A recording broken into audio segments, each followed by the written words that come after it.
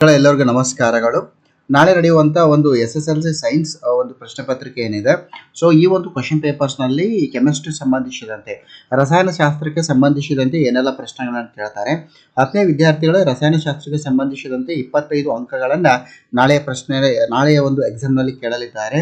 ಈ ಒಂದು ರಸಾಯನಶಾಸ್ತ್ರ ಅಂತ ಬಂದಾಗ ನಾವು ಒಟ್ಟು 5 ಅಧ್ಯಾಯಗಳನ್ನು ಸ್ಟಡಿ ಮಾಡಬೇಕಾಗತ್ತೆ. ಭಾಗ 1ರಲ್ಲಿ 3 ಚಾಪ್ಟರ್ಸ್ ಇದೆ, ಭಾಗ 2ನಲ್ಲಿ 2 ಚಾಪ್ಟರ್ಸ್ ಇದೆ. ಬನ್ನಿ ನೋಡ್ತಾ ಹೋಗೋಣ ಪ್ರತಿಯೊಂದು ಚಾಪ್ಟರ್ನಲ್ಲಿ ಏನೆಲ್ಲ ಇಂಪಾರ್ಟೆಂಟ್ ಕ್ವಶನ್ಸ್ ಇದೆ. ಈಗಾಗಲೇ ನೀವೆಲ್ಲ ಇದನ್ನು ಸ್ಟಡಿ ಮಾಡಿರ್ತೀರಿ. ಸೊ ಈಗ ಸ್ಟಡಿ ಮಾಡಿದಾಗ ನಾನು ಈ ಒಂದು ವಿಡಿಯೋ ನೋಡಿದ ಮೇಲೆ ಯಾವುದಾದ್ರೂ ಇಂಪಾರ್ಟೆಂಟ್ ಪಾಯಿಂಟ್ಸನ್ನು ಮಿಸ್ ಔಟ್ ಮಾಡಿದರೆ ನೀವೇನು ಮಾಡಬೇಕಾಗುತ್ತೆ, ಅದನ್ನು ಮತ್ತೊಂದು ಸಲ ಸ್ಟಡಿ ಮಾಡಿ, ಇನ್ನೂ ಸಮಯ ಇದೆ. ಬನ್ನಿ ನೋಡ್ತಾ ಹೋಗೋಣ. ಪ್ರಥಮವಾಗಿ ಭಾಗ 1ರಲ್ಲಿ ಬರುವಂತಹ ಒಂದು ಪಾಠ ಯಾವುದು ಅಂದರೆ ಇಲ್ಲಿ ರಾಸಾಯನಿಕ ಕ್ರಿಯೆಗಳು ಮತ್ತು ಸಮೀಕರಣ. ಸೊ ಈ ಒಂದು ರಾಸಾಯನಿಕ ಕ್ರಿಯೆಗಳು ಮತ್ತು ಸಮೀಕರಣದಲ್ಲಿ ಏನು ಪ್ರಶ್ನೆ ಕೇಳಬಹುದು ಅಂದರೆ, ಇಲ್ಲಿ ರಾಸಾಯನಿಕ ಕ್ರಿಯೆ ನಡೆದಿದೆ ಅಂತ ನಮಗೆ ಯಾವ ರೀತಿ ಗೊತ್ತಾಗ್ತದೆ? 4 ಸ್ಥಿತಿ ಇದೆ ನೋಡಿ. ಇಲ್ಲಿ ಸ್ಥಿತಿ ಬದಲಾವಣೆ, ಬಣ್ಣದಲ್ಲಿ ಬದಲಾವಣೆ, ಅನಿಲದ ಬಿಡುಗಡೆ, ತಾಪದಲ್ಲಿ ಬದಲಾವಣೆ. ಸೊ ಈ ಒಂದು 4 ಬದಲಾವಣೆ ಕಂಡಾಗ ನಮಗೆ ಅಲ್ಲಿ ರಾಸಾಯನಿಕ ಕ್ರಿಯೆ ನಡೆದಿದೆ ಅಂತ ಗೊತ್ತಾಗ್ತದೆ. ಸೊ ಇದು ಒಂದು 2 ಅಂಕಕ್ಕೆ ಒಂದು ಕೇಳುವಂಥ ಸಾಧ್ಯತೆ ಇರ್ತದೆ. ಸೊ ಆತ್ಮೀಯ ವಿದ್ಯಾರ್ಥಿಗಳೇ, ಮುಂದೆ ಯಾವ ರೀತಿ ಪ್ರಶ್ನೆ ಬರ್ಬೋದು ಅಂದರೆ ರಾಸಾಯನಿಕ ಸಮೀಕರಣ ಬರೆಯುವುದು. ಯಾವುದಾದ್ರೂ ಈ ರೀತಿ ಮೆಗ್ನೀಷಿಯಂ ಆಮ್ಲಜನಕದೊಂದಿಗೆ ವರ್ತಿಸಿದಾಗ ನಮಗೆ ಯಾವ ಉತ್ಪನ್ನ ಸಿಗ್ತದೆ ಅಂತ ಹೇಳಿ ಇದಕ್ಕೆ ಸಂಬಂಧಿಸಿದ ರಾಸಾಯನಿಕ ಸಮೀಕರಣ ಬರೀರಿ ಅಂತ ಇದೆ. ಆಮೇಲೆ ರಾಸಾಯನಿಕ ಸಮೀಕರಣವನ್ನು ಸರಿದೂಗಿಸಲಿಕ್ಕೆ ಕೂಡ ಇಲ್ಲಿ 1 ಅಥವಾ 2 ಅಂಕಕ್ಕೆ ಕೇಳುವಂತ ಸಾಧ್ಯತೆ ಇದೆ. ಇದಾದ್ಮೇಲೆ ಮೇನ್ ಆಗಿ ಈ ಪಾಠದಲ್ಲಿ ಕೇಳಬಹುದು, ಈ ಒಂದು ಅಧ್ಯಾಯದಲ್ಲಿ ಕೇಳುವಂತ ಪ್ರಶ್ನೆ ಅಂದ್ರೆ ರಾಸಾಯನಿಕ ಸಮೀಕರಣದ ಪ್ರಕಾರಗಳು ಬರ್ತವೆ ಇಲ್ಲಿ. ಸೊ ಆತ್ಮೀಯ ವಿದ್ಯಾರ್ಥಿಗಳೇ, ನಮ್ಮೆಲ್ಲರಿಗೂ ಗೊತ್ತಿರುವ ಹಾಗೆ ರಾಸಾಯನಿಕ ಕ್ರಿಯೆಗಳ ವಿಧಗಳು ಅಂತ ಬಂದಾಗ ಇಲ್ಲಿ 4 ವಿಧಗಳನ್ನು ನೋಡ್ತೇವೆ. ರಾಸಾಯನಿಕ ಸಂಯೋಗ, ರಾಸಾಯನಿಕ ವಿಭಜನೆ, ರಾಸಾಯನಿಕ ಸ್ಥಾನಪಲ್ಲಟ ಮತ್ತು ರಾಸಾಯನಿಕ ದ್ವಿಸ್ಥಾನಪಲ್ಲಟ. ಸೊ ಇಲ್ಲಿ ಏನು ಮಾಡಬೇಕು ಸರ್, ಯಾವ ರೀತಿ ಸ್ಟಡಿ ಮಾಡಬೇಕು ಅಂದರೆ ಆತ್ಮೀಯ ವಿದ್ಯಾರ್ಥಿಗಳು, ಇಲ್ಲಿ ರಾಸಾಯನಿಕ ಸಂಯೋಗ ಅಂತ ಬಂದಾಗ ಇಲ್ಲಿ ಒಂದಿಷ್ಟು ಎಕ್ಸಾಂಪಲ್ ಇದೆ, ತಾವಿಲ್ಲಿ ಗಮನಿಸ್ತಾ ಇದ್ದೀರಿ. ಕ್ಯಾಲ್ಸಿಯಂ ಆಕ್ಸೈಡ್ ಮತ್ತು ನೀರು ರಾಸಾಯನಿಕ ಕ್ರಿಯೆಗೆ ಒಳಪಟ್ಟಾಗ ನಮಗೆ ಕ್ಯಾಲ್ಸಿಯಂ ಹೈಡ್ರಾಕ್ಸೈಡ್ ಮತ್ತು ಉಷ್ಣ ಬಿಡುಗಡೆ ಆಗುತ್ತೆ. ಇದು ರಾಸಾಯನಿಕ ಸಂಯೋಗಕ್ಕೆ ಇರುವಂಥ ಒಂದು ಉದಾಹರಣೆ.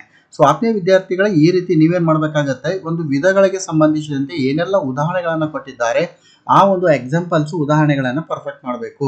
ಸೊ ಇಲ್ಲಿದೆ ನೋಡಿ, ಕಾರ್ಬನ್ ಮತ್ತು ಆಕ್ಸಿಜನ್ ಸೇರಿದಾಗ ಕಾರ್ಬನ್ ಡೈಆಕ್ಸೈಡ್ ಆಗೋದು, ಹೈಡ್ರೋಜನ್ ಮತ್ತು ಆಕ್ಸಿಜನ್ ಸೇರಿದಾಗ ನೀರಾಗುವಂಥದ್ದು. ಸೊ ಈ ರೀತಿ ಒಂದಿಷ್ಟು ಎಕ್ಸಾಂಪಲ್ ಕೊಟ್ಟಿದ್ದಾರೆ. ನಿಮಗೆ ಎಕ್ಸಾಮ್ನಲ್ಲಿ ರಾಸಾಯನಿಕ ಸಂಯೋಗಕ್ಕೆ ಸಂಬಂಧಿಸಿದ ಎಕ್ಸಾಂಪಲ್ಸನ್ನು ಪರ್ಫೆಕ್ಟ್ ಮಾಡಿದರೆ ಖಂಡಿತವಾಗಿ ಕೂಡ ನಿಮಗೆ ಏನು ಕೇಳ್ತಾರೆ, ಒಂದು ರಾಸಾಯನಿಕ ಕ್ರಿಯೆ ಕೊಟ್ಟು ಇದು ಯಾವ ಪ್ರಕಾರದ ರಾಸಾಯನಿಕ ಕ್ರಿಯೆ ಅಂತ ಕೇಳ್ಬೋದು. ಆವಾಗ ನೀವು ಆನ್ಸರ್ ಮಾಡಲಿಕ್ಕಾಗತ್ತೆ. ಇನ್ನು ರಾಸಾಯನಿಕ ವಿಭಜನೆ ಅಂತ ಬಂದಾಗ ಇಲ್ಲೂ ಕೂಡ ಎಕ್ಸಾಂಪಲ್ ಇದೆ. FeSO4 ಎಕ್ಸಾಂಪಲ್ ಇದೆ, CsCO3 ಎಕ್ಸಾಂಪಲ್ ಇದೆ, PbNO3 ಎಕ್ಸಾಂಪಲ್ ಇದೆ. ಸೊ ಈ ಎಕ್ಸಾಂಪಲ್ಸನ್ನು ನೋಡ್ಕೊಳ್ಳಿ. ಇನ್ನು ನೋಡಿ, ತಾವಿಲ್ಲಿ ಗಮನಿಸ್ತಾ ಇದ್ದೀರಿ, ಇಂಪಾರ್ಟೆಂಟ್ ಕ್ವಶನ್, ನೀರಿನ ವಿದ್ಯುತ್ ದ್ವಿವಿಭಜನೆ. ಈ ಚಿತ್ರವನ್ನು ಬರೆದು ಭಾಗವನ್ನು ಗುರುತಿಸಲಿಕ್ಕೆ ಕೇಳ್ತಾರೆ. ಬಹಳ ಇಂಪಾರ್ಟೆಂಟ್ ಆಗಿರುವಂಥ ಒಂದು ಪ್ರಶ್ನೆ ಇದಾಗಿದೆ. ಸೊ ಇದಾದ್ಮೇಲೆ ನೆಕ್ಸ್ಟ್ ಬರುವಂಥದ್ದು ಈ 2 ರಾಸಾಯನಿಕ ಸಂಕಟ ಏನು ನೋಡ್ತಾ ಇದ್ದಾರೆ, 2ರಲ್ಲಿ 1 ಬರುತ್ತೆ. AgCl ಮತ್ತು AgBr ಏನಿದೆ ಇದರಲ್ಲಿ 2 ಅಂಕಕ್ಕೆ ಕೇಳುವಂಥ ಸಾಧ್ಯತೆ ಇದೆ. ಇನ್ನು ಸ್ಥಾನಪಲ್ಲಟ ಅಂತ ಬಂದಾಗ ಇದು ಏನಿದೆ, ಈ ಒಂದು ಎಕ್ಸ್ಪೆರಿಮೆಂಟ್ ಅನ್ನ ನೋಡ್ಕೊಳ್ಳಿ. ಮತ್ತು ಇಲ್ಲಿ ಇದೆ ನೋಡಿ, ಇದು ಏನಂದ್ರೆ ಕಬ್ಬಿಣ plus CuSO4 FeSO4 plus Cu. So ಈ ರೀತಿ ಕೇಳ್ತಾರೆ. ತಾಮ್ರದ ಸಲ್ಫೇಟ್ ದ್ರಾವಣದಲ್ಲಿ ಕಬ್ಬಿಣದ ಮೊಳೆಯನ್ನು ಹಾಕಿದಾಗ ಯಾವ ರೀತಿಯ ರಾಸಾಯನಿಕ ಕ್ರಿಯೆ ಆಗ್ತದೆ, ಅದರ ರಾಸಾಯನಿಕ ಸಮೀಕರಣ ಬರೆಯಿರಿ, ಹಾಗೂ ಇದು ಯಾವ ಪ್ರಕಾರದ ರಾಸಾಯನಿಕ ಕ್ರಿಯೆ ಆಗಿದೆ ಅಂತ ನಿಮಗೆ ಕೇಳ್ತಾರೆ. 100% ಬಹಳ ಇಂಪಾರ್ಟೆಂಟ್ ಆಗಿರುವಂಥ ಪ್ರಶ್ನೆ ಇದೆ. ಇನ್ನು ದ್ವಿಸ್ಥಾನಪಲ್ಲಟ ಬಂದಾಗ ಸೋಡಿಯಂ ಸಲ್ಫೇಟು ಬೇರಿಯಂ ಕ್ಲೋರೈಡ್ ಏನು ಸಮೀಕರಣ ನೋಡ್ತಾ ಇದ್ದೀರಿ ಬ್ಲೂನಲ್ಲಿ, ಇದು it's very very very important ಆಗಿರುವಂಥ ಒಂದು ಸಮೀಕರಣ. ಈಗ ನೆಕ್ಸ್ಟ್ ಬರುವಂಥದ್ದು ಈ ಚಾಪ್ಟರ್ನಲ್ಲಿ ಉತ್ಕರ್ಷಣ ಮತ್ತು ಅಪಕರ್ಷಣ 2ರಲ್ಲಿ 1 ಕೇಳ್ತಾರೆ. ಅದರ್ವೈಸ್ 2 ಕೇಳಿಲ್ಲ ಅಂದರೆ ಇಲ್ಲಿ ರೆಡಾಕ್ಸ್ ರಿಯಾಕ್ಷನ್ ಅಂತ ಬರುತ್ತೆ. ಉತ್ಕರ್ಷಣ ಬಂದಾಗ ಒಂದಿಷ್ಟು ಎಕ್ಸಾಂಪಲ್ ಇದೆ, Cu+O2 ಇದೆ. ಆಮೇಲೆ ಇಲ್ಲಿ ಅಪಕರ್ಷಣಕ್ಕೆ ಒಂದು ಎಕ್ಸಾಂಪಲ್ ಕೊಟ್ಟಿದ್ದಾರೆ. ಬಟ್ ತಾವಿಲ್ಲಿ ಗಮನಿಸ್ತಾ ಇದ್ದೀರಿ, Cu+H2 ಏನಿದೆ ಇದು ರೆಡಾಕ್ಸ್ ರಿಯಾಕ್ಷನ್ ಅಂತ ಹೇಳ್ತೀವಿ. ಇದು ಉತ್ಕರ್ಷಣ ಅಪಕರ್ಷಣ ಕ್ರಿಯೆ ಅಥವಾ ರೆಡಾಕ್ಸ್ ರಿಯಾಕ್ಷನ್ ಅಂತ ಹೇಳ್ತೀವಿ. ಈ 3ರಲ್ಲಿ 1-2 ಅಂಕಕ್ಕೆ ನಿಮಗೆ ಕೇಳ್ತಾರೆ ನಾಳೆಯ ಒಂದು ಎನ್ಯುವಲ್ ಎಕ್ಸಾಮ್ನಲ್ಲಿ. ಆಮೇಲೆ ಈಗ ನೆಕ್ಸ್ಟ್ ಬರುವಂಥದ್ದು ಸಂಕ್ಷಾರಣ ಮತ್ತು ಕಮ್ಯುಟಿವಿಕೆ. 2ರಲ್ಲಿ 1 ಕೇಳ್ತಾನೆ. ಸಂಕ್ಷಾರಣ ಎಂದರೇನು, ಉದಾಹರಣೆ ಕೊಡಿ. ಕಮ್ಯುಟಿವಿಕೆ ಎಂದರೇನು, ಉದಾಹರಣೆ ಕೊಡಿ. ಸೊ ಚಿಪ್ಸ್ ಇದು ನೋಡಿ ಭಾಳ ಇಂಪಾರ್ಟೆಂಟು. ಚಿಪ್ಸ್ ಪೊಟ್ಟಣದಲ್ಲಿ ಇರುವಂಥ ಅನಿಲ ಯಾವುದು, ಬಳಸುವಂಥ ಅನಿಲ ಯಾವುದು ಅಂದರೆ ನೈಟ್ರೋಜನ್ ಅಂತ ನಾವು ಹೇಳ್ತೀವಿ. ಸೊ ಇದು ಆಯಿತು. ಇನ್ನು ನೆಕ್ಸ್ಟ್ ಚಾಪ್ಟರ್ ಅಂತ ಬಂದಾಗ ಏನು ಬರುತ್ತೆ ಎನ್ಯುವಲ್ ಎಕ್ಸಾಮ್ನಲ್ಲಿ ಅಂದರೆ ಆಮ್ಲ ಪ್ರತ್ಯಾಮ್ಲದಲ್ಲಿ ಇಲ್ಲಿ ನೈಸರ್ಗಿಕ ಆಮ್ಲ ಪ್ರತ್ಯಾಮ್ಲ ಸೂಚಕಗಳು ಹಾಗೂ ಸಂಶ್ಲೇಷಿತ ಆಮ್ಲ ಪ್ರತ್ಯಾಮ್ಲ ಸೂಚಕಗಳು ಅಂತ ಬರುತ್ತೆ. ಸೊ ಅವುಗಳನ್ನು ನೋಡಬೇಕು. ಇದಾದಮೇಲೆ ನಮಗೆ ಈ ಪಾಠದಲ್ಲಿ ಬರುವಂಥದ್ದು ಹೇಗೆ ಅಂದರೆ ಇವು ವರ್ತನೆ ಹೇಗೆ, ಇದು ಬಹಳ ಇಂಪಾರ್ಟೆಂಟ್ ಕ್ವಶನ್ಸ್. ಜಸ್ಟ್ ಸಾರರಿಕ ಸಲ್ಫರಿಕ್ ಆಮ್ಲದೊಂದಿಗೆ ಸತುವಿನ ಚೂರಿನ ವರ್ತನೆ ಏನು ಚಿತ್ರ ಇದೆ it's very very very important ಇದೆ. ಪ್ರತಿಯೊಂದು ಭಾಗಗಳನ್ನು ಇಲ್ಲಿ ನೀವು ಪರ್ಫೆಕ್ಟ್ ಅನ್ನು ಮಾಡ್ಕೋಬೇಕು. ಇದಾದ ನಂತರ ಲೋಹದ ಕಾರ್ಬೊನೇಟ್ ಮತ್ತು ಲೋಹದ ಹೈಡ್ರೋಜನ್ ಕಾರ್ಬೊನೇಟ್ ಆಮ್ಲದೊಂದಿಗೆ ಹೇಗೆ ವರ್ತಿಸ್ತವೆ. ಎಕ್ಸಾಂಪಲ್ ಏನಿದೆ, ಸೋಡಿಯಂ ಕಾರ್ಬೊನೇಟ್ ಸೋಡಿಯಂ ಬೈಕಾರ್ಬೊನೇಟ್ ಕೊಟ್ಟಿದ್ದಾರೆ. ಎರಡೂ ಏನಿದೆ ಈ ಒಂದು ರಾಸಾಯನಿಕ ಸಮೀಕರಣಗಳನ್ನು ನೀವು ನೋಡ್ಕೊಳ್ಳಿ. ಸೊ ಇದಾದ್ಮೇಲೆ ಆಮ್ಲ ಪ್ರತ್ಯಾಮ್ಲಗಳು ಪರಸ್ಪರ ಹೇಗೆ ವರ್ತಿಸ್ತವೆ. ಪರಸ್ಪರ ವರ್ತಿಸಿದಾಗ ನಮಗೆ ಲವಣ ಮತ್ತು ನೀರು ಸಿಗ್ತದೆ. ಇದು ಬಹಳ ಇಂಪಾರ್ಟೆಂಟ್ ಆಗಿರುವಂಥದ್ದು. ಅದನ್ನು ನೋಡಿ. ಆಮ್ಲಗಳೊಂದಿಗೆ ಲೋಹದ ಆಕ್ಸೈಡ್ ವರ್ತಿಸಿದಾಗ ಕೂಡ ನಮಗೆ ಲವಣ ಮತ್ತು ನೀರೇ ಸಿಗ್ತದೆ. ಇದಾದ್ಮೇಲೆ ನೆಕ್ಸ್ಟ್ ಅಲೋಹಿ ಆಕ್ಸೈಡ್ನೊಂದಿಗೆ ಪ್ರತ್ಯಾಮ್ಲದ ವರ್ತನೆ ಇದೆ. ಆಮ್ಲ ಮತ್ತು ಪ್ರತ್ಯಾಮ್ಲಗಳಲ್ಲಿ ಸಾಮಾನ್ಯವಾಗಿರುವಂಥದ್ದು ಏನು. ಆಮೇಲೆ ಈ ಚಿತ್ರ ಬಹಳ ಇಂಪಾರ್ಟೆಂಟ್. ಚಿತ್ರ 2.3 ಏನಿದೆ, ಪುಟ ಸಂಖ್ಯೆ ನಿಮಗೆ 27ರಲ್ಲಿ ಬರ್ತದೆ. ಅದು ಬಹಳ ಇಂಪಾರ್ಟೆಂಟ್ ಆಗಿರುವಂಥದ್ದು, ನೀವು ಮಾಡ್ಕೊಳ್ಳಿ.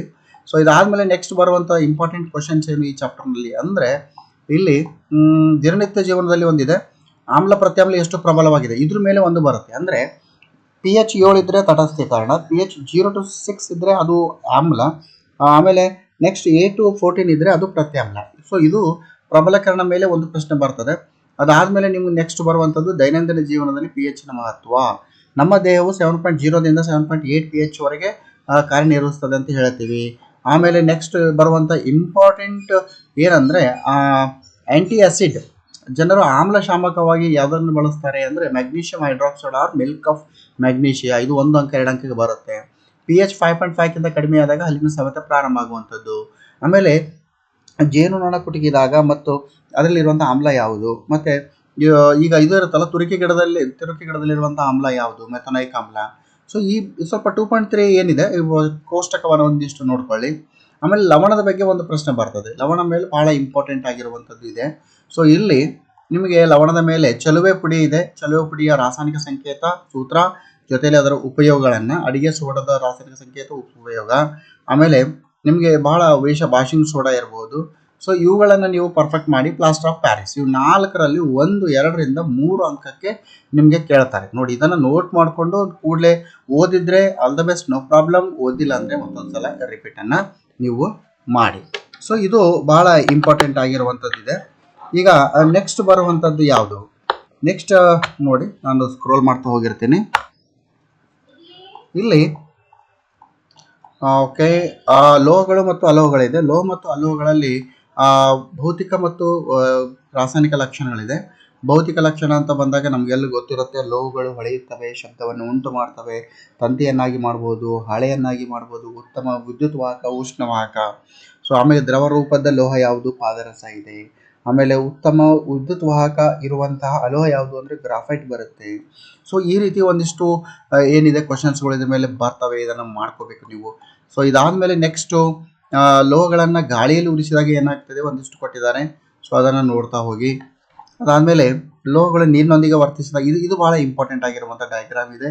ಇದನ್ನು ಪರ್ಫೆಕ್ಟ್ ಮಾಡಬೇಕು. ಲೋಹದ ಮೇಲೆ ಹಬೆಯ ವರ್ತನೆ. ಸೊ ಇದಾದಮೇಲೆ ನೆಕ್ಸ್ಟು ನಿಮಗೆ ಇಂಪಾರ್ಟೆಂಟ್ ಆಗಿರುವಂಥದ್ದು ಪ್ರಶ್ನೆ ಯಾವುದು ಅಂದರೆ, ಇಲ್ಲಿ ಕ್ರಿಯಾಶೀಲತೆ ಸರಣಿ. ಒಂದು ಕ್ವಶನ್ನು ಕ್ರಿಯಾಶೀಲತೆ ಸರಣಿಯ ಮೇಲೆ ಇರ್ತದೆ ಡೆಫಿನೆಟ್ ಆಗಿ. ಸೊ ಈ ಸರಣಿಯನ್ನು ನೀವು ಬ್ಯಾಟ್ ಮಾಡ್ಕೋಬೇಕು. 10ನೇ ವಿದ್ಯಾರ್ಥಿಗಳೇ, ನಿಮ್ಗೆ ಅನಿಸ್ತಾ ಇರ್ಬೋದು, ಸರ್ ನೀವೆಲ್ಲ ಹೇಳ್ತಾ ಇದ್ದೀರಿ, ಸೊ ಹೇಗೆ ಮಾಡಬೇಕು ಅಂದಾಗ ನಾವು ಪ್ರತಿಯೊಂದು ಪಾಠದ ವಿಡಿಯೋ ನಮ್ಮ ಚಾನಲ್ನಲ್ಲಿದೆ. ನಮ್ಮ ಪ್ಲೇಲಿಸ್ಟ್ನಲ್ಲಿ ಹೋಗಿ ಅಲ್ಲಿ ನಿಮಗೆ SSLC ಸೈನ್ಸ್ ಇಂಪಾರ್ಟೆಂಟ್ ಕ್ವಶನ್ಸ್ ಅಂತ ಒಂದು ಪ್ಲೇಲಿಸ್ಟ್ ಇದೆ. ಅದರಲ್ಲಿ ಹೋಗಿದರೆ ನಿಮಗೆ 16 ಚಾಪ್ಟರ್ದು ಎಲ್ಲ ಒಂದು ಪ್ರತ್ಯೇಕವಾದ ವಿಡಿಯೋ, ಪ್ರತಿಯೊಂದು ವಿಡಿಯೋದ್ದು ಕೂಡ ನಿಮಗೆ ಡಿಟೇಲ್ ಆಗಿ ವಿಡಿಯೋ ಇದೆ. ಅದನ್ನು ನೋಡಿ ಪರ್ಫೆಕ್ಟ್ ಮಾಡ್ಕೊಳ್ಳಿ.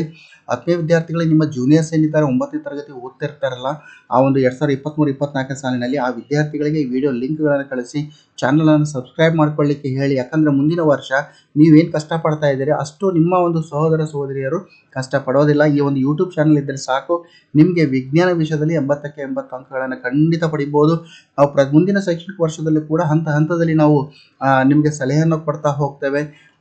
ಆಯಿತು, ಸರಿ. ಈ ಕ್ರಿಯಾಶೀಲ ಸರಣಿಯನ್ನು ಪರ್ಫೆಕ್ಟ್ ಮಾಡ್ಕೊಳ್ಳಿ. ಸೊ ಇದು ಪರ್ಫೆಕ್ಟ್ ಮಾಡ್ಕೊಂಡ್ಮೇಲೆ ಇಲ್ಲ ನೆಕ್ಸ್ಟ್ ಬರುವಂಥದ್ದು ಏನಿದೆ, ಓಕೆ. ಸೊ ಇಲ್ಲಿ ಒಂದು ಸೋಡಿಯಂ ಕ್ಲೋರೈಡ್ ಏನಿದೆಲ್ಲ, ಮ್ಯಾಗ್ನೀಷಿಯಂ ಕ್ಲೋರೈಡ್ ಉಂಟಾಗೋಕ್ಕೆ, ಸೋಡಿಯಂ ಕ್ಲೋರೈಡ್ ಉಂಟಾಗೋಕ್ಕೆ ಏನಿದೆ ಭಾಳ ಇಂಪಾರ್ಟೆಂಟ್ ಆಗಿರುವಂಥದ್ದು ಪ್ರಶ್ನೆ ಇದೆ ಇದು. ಆಮೇಲೆ ನೆಕ್ಸ್ಟ್ ಬರುವಂಥದ್ದು ಯಾವುದು, ಇದು ಇದೆ ನೋಡಿ.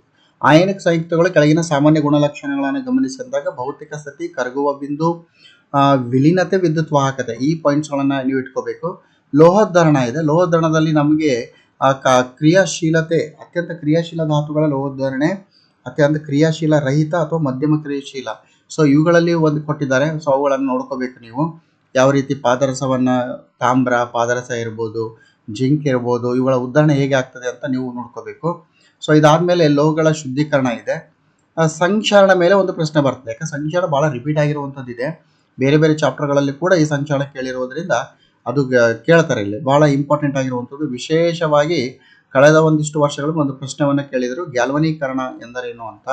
ಸೊ ಅದನ್ನು ಕೇಳಬೇಕು. ಗ್ಯಾಲ್ವನೀಕರಣದಲ್ಲಿ ಇಲ್ಲಿದೆ ನೋಡಿ, ಮಿಶ್ರಲೋಹಗಳ ಒಂದು ಘಟಕ ಪಾದರಸವಾಗಿದ್ದರೆ ಅದನ್ನು ಅಮಲ್ಗಮ್ ಎಂದರೇನಂತ ಕೂಡ ನಿಮಗೆ ಕೇಳುವಂತಹ ಸಾಧ್ಯತೆ ಇರುತ್ತದೆ ಇದು. ಸೊ ಇದು ಇಷ್ಟು ಏನಾಯಿತು ಅಂದರೆ ಈ ಒಂದು ಭಾಗ 1ರಲ್ಲಿ ಬರುವಂಥದ್ದು. ಭಾಗ 2ನಲ್ಲಿ ನಮಗೆ 2 ಚಾಪ್ಟರ್ ಬರ್ತದೆ. ಆತ್ಮೀಯ ವಿದ್ಯಾರ್ಥಿಗಳು, ಅದರಲ್ಲಿ ಕಾರ್ಬನ್ ಮತ್ತು ಅದರ ಸಂಯುಕ್ತ. ಸೊ ಕಾರ್ಬನ್ ಮತ್ತು ಅದರ ಸಂಯುಕ್ತದಲ್ಲಿ ಪ್ರಥಮವಾಗಿ ನೀವು ಪರ್ಫೆಕ್ಟ್ ಮಾಡ್ಕೋಬೇಕಾಗಿರುವಂಥದ್ದು ಚುಕ್ಕೆ ಚಿತ್ರ.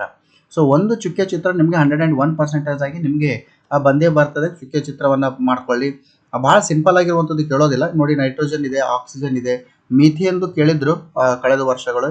ಅದಾದಮೇಲೆ ನಿಮಗೆ ಏನಂದರೆ ಬೇರೆ ಬೇರೆ ಇದೆ, ಈಥೇನಿನ ಇಲೆಕ್ಟ್ರಾನಿನ ಚುಕ್ಕೆ ಚಿತ್ರ ಇದೆ. ಎಲ್ಲ ಚುಕ್ಕೆ ಚಿತ್ರಗಳನ್ನು ಮಾಡ್ಕೊಳ್ಳಿ. ಜೊತೆಯಲ್ಲಿ ಇಲ್ಲಿ ಕಾರ್ಬನ್ ಸಂಯುಕ್ತಗಳನ್ನು ಏನು ಮಾಡೋದು, ಹೆಸರಿಸುವುದು, ನಾಮಿನಿಕ್ಲೇಚರ್ ಅಂತ ನಾವು ಕರಿತೀವಿ. ಸೊ ಇವುಗಳನ್ನು ನೋಡುವಂಥದ್ದು. ಇಲ್ಲಿ ಅಲ್ಕೇನ್, ಅಲ್ಕೈನ್. ಸೊ ಇವುಗಳಲ್ಲಿ CnH2n+2, CnH2n, CnH2n-2 ಈ ಸಾಮಾನ್ಯ ಸೂತ್ರದಲ್ಲಿ ಒಂದು ಸೂತ್ರ ಬರುವಂಥ ಸಾಧ್ಯತೆ ಇರ್ತದೆ ನಿಮಗೆ. ಸೊ ಆಮೇಲೆ ನೋಡಿ, ಈಗ ಹೇಳಕ್ಕೆ ಬರಬೇಕು ನೋಡಿ, ಇಲ್ಲಿ 5 ಕಾರ್ಬನ್ ಇದೆ, ಪೆಂಟೇನ್ ಅಂತ ಇದೆ. ಸೊ ಹೇಳಕ್ಕೆ ಬರಬೇಕಿದ್ದು. ಪೆಂಟೇನ್ ಅಂತ ಯಾಕಂತೀವಿ, ಏಕಬಂಧ ಇದೆ. ದ್ವಿಬಂಧ ಇದ್ದರೆ ಪೆಂಟೇನು, ತ್ರಿಬಂಧ ಇದ್ದರೆ ಪೆಂಟೈನು. ಸೊ ಈ ರೀತಿ ಎಲ್ಲ ಇರ್ತದೆ ಇದು. ಆಮೇಲೆ ಇದು ಬೆಂಜಿನ್ ರಚನೆ ನೋಡ್ಕೊಳ್ಳಿ. ಯಾಕಂದರೆ ಈ ಸಲ ಪ್ರಿಪರೇಟರಿಯಲ್ಲೂ ಕೂಡ ಅದರ ಬಗ್ಗೆ ಒಂದು ಪ್ರಶ್ನೆ ಇತ್ತು. ಬೆಂಜಿನ್ ನೋಡ್ಕೊಳ್ಳಿ. ಆಮೇಲೆ ಕೆಟನೀಕರಣ ಎಂದರೇನು ನೋಡ್ಕೋಬೇಕು. ಅದಾದಮೇಲೆ ನೆಕ್ಸ್ಟು ನಿಮಗೆ ಕ್ರಿಯಾ ಗುಂಪುಗಳು ಕೂಡ ಇದೆ, ಅದನ್ನು ಹೇಳ್ತೀನಿ ನಾನು. ಅನುರೂಪ ಶ್ರೇಣಿ ಅಂದರೇನು, ಇಂಪಾರ್ಟೆಂಟ್ ಕ್ವಶನ್ಸ್ ಇದೆ. ಅನುರೂಪ ಶ್ರೇಣಿ ಅಂದರೇನು, ಎಕ್ಸಾಂಪಲ್ಸ್ ಮಾಡ್ಕೊಳ್ಳಿ. ನಾನು ಏನು ಹೇಳ್ತಾ ಇದ್ದೀನಿ ಅದನ್ನು ನೋಟ್ ಮಾಡ್ಕೋಬೇಕು, ಪರ್ಫೆಕ್ಟ್ ಆಗಬೇಕು. ಪರ್ಫೆಕ್ಟ್ ಆಗಿದ್ರೆ ನೋ ಪ್ರಾಬ್ಲಮ್, ಇಲ್ಲ ಅಂದರೆ ಆಗಿ, ಇನ್ನೂ ಸಮಯ ಇದೆ. ಇಲ್ಲಿದೆ ನೋಡಿ, ಇಲ್ಲಿ ಕ್ರಿಯಾ ಗುಂಪುಗಳು ಇದೆ. ಕ್ರಿಯಾ ಗುಂಪುಗಳನ್ನು ನೀವು ಏನು ಮಾಡಬೇಕು ಅಂದರೆ ನೋಡಬೇಕು. ಇಲ್ಲಿ ಏನಿದೆ, alcohol, aldehyde, ketone, carboxylic, alkene, ಅಲ್ಕೈನ್ಸ್ಗಳ ಬಗ್ಗೆ ಏನಿದೆ, ಸೊ ಅವುಗಳನ್ನು ನೋಡ್ಕೊಳ್ಳಿ ನೀವು. ಇದಾದಮೇಲೆ ನೆಕ್ಸ್ಟು ದಹನ ಕ್ರಿಯೆ ಎಂದರೇನು ಒಂದು ಎಕ್ಸಾಂಪಲ್ ಇಟ್ಕೋಬೇಕು. ಅದಾದಮೇಲೆ ನೆಕ್ಸ್ಟ್ ಉತ್ಕರ್ಷಣೆ ಎಂದರೇನು, ರಿಪೀಟ್ ಆಗಿದೆ, ಬೇರೆ ಚಾಪ್ಟರ್ಸ್ನಲ್ಲಿ ಇದೆ, ಬಟ್ ಎಕ್ಸಾಂಪಲ್ ಬೇರೆ ಇದೆ. ಸಂಕಲನ ಕ್ರಿಯೆ ಎಂದರೇನು, ಆದೇಶನ. ಈ 4 ಕ್ರಿಯೆ ಏನು ಕೊಟ್ಟಿದ್ದಾರೆ ಆತ್ಮೀಯ ವಿದ್ಯಾರ್ಥಿಗಳೇ, ಒಂದು ಎಕ್ಸಾಮ್ನಲ್ಲಿ ನಿಮಗೆ ಬರುತ್ತೆ. ನೆಕ್ಸ್ಟು ಎಥನಾಲ್ ಮತ್ತು ಎಥನಾಯಿಕ್ ಆಮ್ಲ ಅಂತ 2 ಇದೆ. 2ರಲ್ಲಿ ಒಂದು ನಿಮಗೆ ಎಕ್ಸಾಮ್ನಲ್ಲಿ ಕೇಳ್ತಾರೆ ಅದ್ರ ಬಗ್ಗೆ. ಸೊ ಇಷ್ಟಿದೆ. ಆಮೇಲೆ ಎಸ್ಟರೀಕರಣ ಬಗ್ಗೆ ಕೂಡ ಕೇಳ್ಬೋದು. ಸಾಬೂನು ಬಗ್ಗೆ 2 ಅಂಕದ್ದು ಕೇಳ್ತಾರೆ. ಸಾಬೂನು ಮಾರ್ಜಕವು ಸಾಬೂನಿಗಿಂತ ಹೇಗೆ ಉತ್ತಮ, ಅಥವಾ ಸಾಬೂನು ಮಾರ್ಜಕ ಹೇಗೆ ಕೊಳೆಯನ್ನು ಸ್ವಚ್ಛಗೊಳಿಸ್ತದೆ, ಈ ರೀತಿಯ ಪ್ರಶ್ನೆ ನಿಮಗೆ ಕೇಳ್ತಾರೆ ನಾಳೆ ಒಂದು ಎಕ್ಸಾಮ್ಸ್ನಲ್ಲಿ. ಸೊ ಅದಾದಮೇಲೆ ನೆಕ್ಸ್ಟ್ ಬರುವಂಥದ್ದು ಕೆಮಿಸ್ಟ್ರಿಲಿರುವಂಥ ಲಾಸ್ಟ್ ಚಾಪ್ಟರ್, ಧಾತುಗಳ ಆವರ್ತನೀಯ ವರ್ಗೀಕರಣ. ಸೊ ಇದು ಪಿರಿಯಾಡಿಕ್ ಕ್ಲಾಸಿಫಿಕೇಶನ್ ಆಫ್ ಎಲಿಮೆಂಟ್ಸ್ ಅಂತ ನಾವು ಹೇಳ್ತೀವಿ. ಸೊ ಈ ಒಂದು ಚಾಪ್ಟರ್ನಲ್ಲಿ ನೀವು ಕೇಳ್ತಾರೆ. ಡೋಬರೈ ಇದೆ, ನ್ಯೂಲ್ಯಾಂಡ್ ಇದೆ. ಸೊ ಇವುಗಳನ್ನು 2 ಅಂಕಕ್ಕೆ ಕೇಳ್ಬೋದು, 2 ಅಂಕಕ್ಕೆ. ಯಾಕಂದರೆ ಅದನ್ನು ನೋಡ್ಕೊಳ್ಳಿ, ಅದು ಪ್ರತಿಪಾದಿಸಿದ ನಿಯಮ, ಅಷ್ಟಕ ನಿಯಮ, ತ್ರಿವಳಿ ನಿಯಮ ಇದೆ. ನಿಮಗೆ ಇಂಪಾರ್ಟೆಂಟ್ ಆಗಿ ಬರುವಂಥದ್ದು ಯಾವುದು ಅಂದರೆ ಮೆಂಡಲು ಸೂಚಿಸಿದ ಆವರ್ತಕ ಕೋಷ್ಟಕ. ಇದರಲ್ಲಿ ಕೂಡ ನಿಮಗೆ ಬರ್ತದೆ. ಅದರ ಇತಿಮಿತಿಗಳನ್ನು ಕೇಳ್ತಾರೆ, ಎಷ್ಟು ಧಾತುಗಳನ್ನು ವರ್ಗೀಕರಣ ಮಾಡಿದ್ದಾರೆ ಅದು ಕೇಳ್ತಾರೆ. ಅದು ಜೊತೆಯಲ್ಲಿ ನಿಮಗೆ ಮುಂದೆ ಬರುವಂಥದ್ದು ಇತಿಮಿತಿಗಳು ಆದಮೇಲೆ ನೆಕ್ಸ್ಟ್ ಬರುವಂಥದ್ದು ಗೊಂದಲದಿಂದ ಕ್ರಮಬದ್ಧ ಜೋಡಣೆಗೆ ಆಧುನಿಕ ಆವರ್ತಕ ಕೋಷ್ಟಕ. ನಿಮಗೆ ಈ ಪಾಠದ ಆತ್ಮ, ಸೋಲ್ ಅಂತ ನಾವೇನು ಹೇಳ್ತೀವಿ ಅಂದರೆ ಇದು. ಸೊ ಇದರಲ್ಲಿ ನಿಮಗೆ ಎಡದಿಂದ ಬಲಕ್ಕೆ, ಮೇಲಿನಿಂದ ಕೆಳಗಡೆ ಏನೆಲ್ಲ ಧಾತುಗಳಿದೆ, ಧಾತುಗಳ ಗುಣಲಕ್ಷಣ, ಪ್ರಮಾಣ ಗಾತ್ರ ಇರ್ಬೋದು, ಪ್ರಮಾಣ ಒಂದು ಸಂಖ್ಯೆಗಳಿರ್ಬೋದು, ಅವುಗಳನ್ನು ನೋಡಿಕೊಂಡು ನೀವು ಇದಕ್ಕೆ ಮಾಡಬೇಕು. ಕಂಬಸಾಲ ಎಷ್ಟು, ಅಡ್ಡ ಸಾಲುಗಳು ಎಷ್ಟು, ಆಮೇಲೆ ಈ ರೀತಿಯ ಒಂದಿಷ್ಟು ಮಾಹಿತಿಯನ್ನು ಡಿಟೇಲ್ ಆಗಿ ನೀವು ಓದಬೇಕಾಗ್ತದೆ ಇಲ್ಲಿ. ಯಾಕಂದರೆ ಇದ್ರ ಮೇಲೆ ಸಾಕಷ್ಟು ಪ್ರಶ್ನೆಗಳು ಇಲ್ಲಿ ನಿಮಗೆ ಇಲ್ಲಿ ಬರ್ತವೆ ನೋಡಿ. ಸೊ ಈ ರೀತಿ ಅದರ ಪ್ರವೃತ್ತಿಗಳನ್ನು ನೋಡ್ಕೋಬೇಕು. ಪ್ರಮಾಣ ಗಾತ್ರ ಇರ್ಬೋದು, ಆವೇಶ, ಈ ರೀತಿ. ಸೊ ಅವುಗಳನ್ನು ನೀವು ಡಿಟೇಲ್ ಆಗಿ ಪಾಯಿಂಟ್ಸನ್ನು ಮಾಡ್ಕೊಂಡು ನೋಡಿ. ನಮ್ಮ ಚಾನಲಲ್ಲಿ ಕೂಡ ಈ ಪಾಠಕ್ಕೆ ಸಂಬಂಧಿಸಿದ ಪ್ರತಿಯೊಂದು ವಿಡಿಯೋ ಇದೆ, ಅದನ್ನು ಕೂಡ ನೀವು ನೋಡ್ಬೋದು. ಕಡಿಮೆ ಸಮಯದಲ್ಲಿ ರಿಪಿಟೇಷನ್ ಮಾಡಲಿಕ್ಕೆ ಆಗ್ತದೆ. ಸೊ ಈ ವಿಡಿಯೋಗಳನ್ನು ನೋಡೋದ್ರಿಂದ ಕಡಿಮೆ ಸಮಯದಲ್ಲಿ ನಿಮಗೆ ರಿಪಿಟೇಷನ್ ಆಗುತ್ತೆ, ಹಾಗೂ ನಿಮಗೆ ಎಲ್ಲಿ ಸಮಸ್ಯೆ ಬರುತ್ತೆ ಅಲ್ಲಿ ನಾವು ಎಕ್ಸ್ಪ್ಲೇನ್ ಮಾಡಿರೋದ್ರಿಂದ ನಿಮಗೆ ಭಾಳ ಈಸಿ ಆಗ್ತದೆ. ಸೊ ಆತ್ಮೀಯ ವಿದ್ಯಾರ್ಥಿಗಳೇ, ಇದು 3ನೇ ವಿಡಿಯೋ ಇದೆ ನಿಮಗೆ. ಈಗಾಗಲೇ ನಾವು ಫಿಸಿಕ್ಸ್ ಮತ್ತು ಭೌತಶಾಸ್ತ್ರ, ಜೀವಶಾಸ್ತ್ರದಲ್ಲಿ ಏನೆಲ್ಲ ಪ್ರಮುಖ ಪ್ರಶ್ನೆ ಬರ್ತದೆ ವಿಡಿಯೋನ ಅಪ್ಲೋಡ್ ಮಾಡಿದ್ದೀವಿ. ಯೂಟ್ಯೂಬ್ ಚಾನಲ್ ನೋಡಿ. ಮತ್ತು ನಾಳೆ ಬರೆಯುವಂಥ ಒಂದು ಎಕ್ಸಾಮ್ ಏನಿದೆ, ಆ ಎಕ್ಸಾಮ್ ಚೆನ್ನಾಗಿ ಬರೀರಿ. ಪೇಪರ್ ಆದಮೇಲೆ ಯಾವ ರೀತಿ ನಿಮ್ಮ ಪೇಪರ್ ಆಯಿತು ಎಂಬುದನ್ನು ಕಾಮೆಂಟ್ ಬಾಕ್ಸ್ನಲ್ಲಿ ಕಾಮೆಂಟ್ ಮಾಡಿ. ನೀವು 10ನೇ ತರಗತಿಯ ಒಂದು ರಿಸಲ್ಟ್ ಬಂದ ಮೇಲೂ ಕೂಡ ನಿಮ್ಮ ರಿಸಲ್ಟನ್ನು ನಮ್ಮ ಕಾಮೆಂಟ್ ಬಾಕ್ಸ್ನಲ್ಲಿ ಕಾಮೆಂಟ್ ಮಾಡಿ, ನಿಮ್ಮ ರಿಸಲ್ಟನ್ನು ಮೆನ್ಷನ್ ಮಾಡಿ. ನಿಮ್ಮ ಸಂತೋಷದಲ್ಲಿ ನಮ್ಮ ಯೂಟ್ಯೂಬ್ ಚಾನಲ್ ತಂಡ ಕೂಡ ಪಾಲ್ಗೊಳ್ಳುತ್ತದೆ ಅಂತ ಹೇಳ್ತಾ, ಜೈ ಹಿಂದ್, ವಂದೇ ಮಾತರಂ.